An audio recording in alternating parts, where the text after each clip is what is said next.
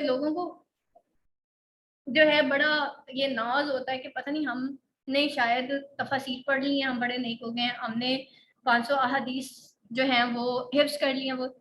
وہ علم جو عمل میں نہیں آیا نا بیٹا، وہ ناقص علم ہے. آپ ایک آیت پڑھیں، ایک حدیث پڑھیں، لیکن اس پہ عمل ضرور کریں.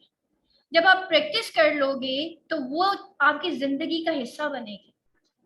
جب آپ پریکٹس نہیں کرو گے تو وہ چیز آپ کی زندگی سے ختم، وہ علم بھول جائے گا کیونکہ آپ نے پریکٹس ہی نہیں کیا. ٹھیک، تو العلم نور اللہ، العلم اللہ کا نور ہے. یہ اللہ ان کو دیتا ہے جو اللہ کے خاص بندے ہوتے ہیں. ٹھیک ہے، تو اللہ کی محبت سے مجھے بھی انکار نہیں ہے، وہ تو گناہ گاروں کو بھی محبت کرتا ہے، اس میں کوئی شک نہیں ہے. لیکن نوازتا کس کو ہے؟ اب نوازنے میں دولت نہیں کی بات نہیں کر رہی. انسان کو امتیاز کس چیز پہ؟ انسان جو ہے اس کو امتیازی اشرف المخلوقات کس کی بیس پہ کیا گیا؟ دولت کی بیس پہ یا علم کی بیس پہ؟ آپ خود بتائیں مجھے.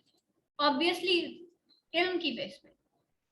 تو اللہ تعالیٰ نے انسان کو اشرف المخلوقات، تمام مخلوقات سے بہتر کس بیس پہ کہا؟ العلم کی بیس پہ. لہد سے مہد تک علم حاصل کرو. یہ کوئی علم ہے کہ میں نے خالی ماسٹرز کر لیا اور یہ وہ علم ہے جو میری پریکٹس میں ہی نہیں ہے؟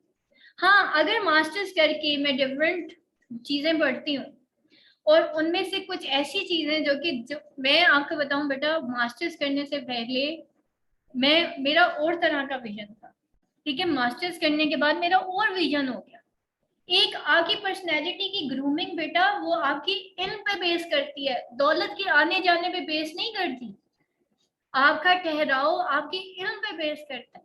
اور جب آپ جمعے والے دن سورۃ الکہف پڑھتے ہیں تو اللہ تعالیٰ پورے ہفتہ، آپ پورے 7 ڈیز جب تک نیکسٹ جمعہ نہیں آتا، آپ اللہ کے نور میں ہیں. جس کو اللہ کا نور مل جائے اس کو تو اندھیروں میں بھی اجالے مل جاتے ہیں، اس کو تو اندھیروں میں بھی ہوپ ملے گی. وہ تو گر سکتا ہی نہیں ہے کیونکہ پورا ہفتہ اللہ کا نور اس کے ساتھ ہے. آپ اندازہ کریں کیا اللہ کا نور کوئی اتنی چھوٹی سی چیز ہے؟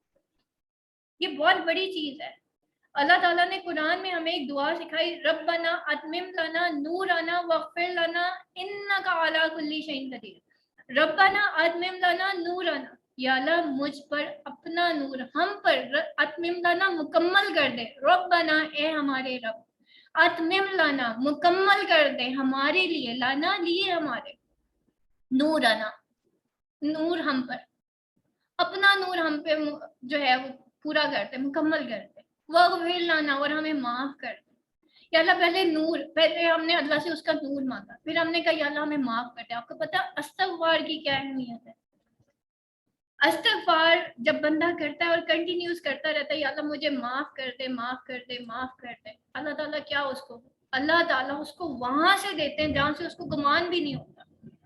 ہم دن میں کتنی دفعہ استغفار کرتے ہیں؟ ہمیں پرابلم آتی ہے، ہم کیا کرتے ہیں؟ موبائل اٹھا کے لوگوں کو بتانا شروع کر دیتے ہیں یا ہم استغفار کرتے ہیں؟ بیٹا جس کو اللہ نے استغفار دے دی اس کو مشکلات سے گھبرانے کی ضرورت کیا ہے؟ خود سوچیں. جس امت پہ استغفار نازل ہو گئی، جس امت پہ درود شریف نازل ہو گیا، جس امت پہ قرآن نازل ہو گیا، مجھے بتائیں یہ امت کیسے ہوپلیس ہو سکتی ہے؟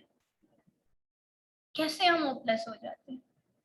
اللہ نے اتنے شارٹ کٹس بتائے اور اب اللہ ہمارے لیے اتنا رحیم و کریم ہے، پھر معاف کرتا ہے اور کہتا ہے معاف کرنے والے کو، استغفار کرنے والے کو میں وہ دیتا ہوں جہاں سے اس کو گمان بھی نہیں ہوتا، وہاں سے دوں گا جہاں سے اس کو گمان نہیں ہوتا. تو بیٹا ہم کیسے ہوپلیس ہو جاتے ہیں؟ تو ہوپلیس تو بنتا ہی نہیں. تو آپ نے پڑھنا بھی ہے، آپ نے اپنے کردار کو بھی بلند کرنا ہے، آپ نے اپنے علم کو بھی بلند کرنا ہے، آپ نے اللہ سے اس کا نور بھی مانگنا ہے، آپ نے اللہ سے ہدایت بھی مانگنی ہے. ہدایت مل گئی نا سب کچھ مل جائے گا. ٹھیک ہے، وآخر دعوانا الحمدللہ رب العالمین. سبحان ربک رب العزت عما